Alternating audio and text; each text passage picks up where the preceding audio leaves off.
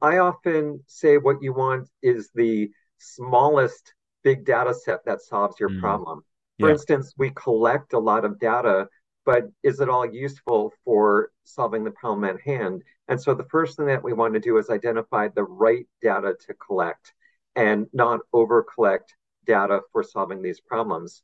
But there are many cases where we want to find a, for instance, we talk about a needle in a haystack where Mm, there one bit of information that's an anomaly in a massive data set that we're looking for. And that is something that's very, very important. For instance, I've worked on problems looking at insider threats within large organizations.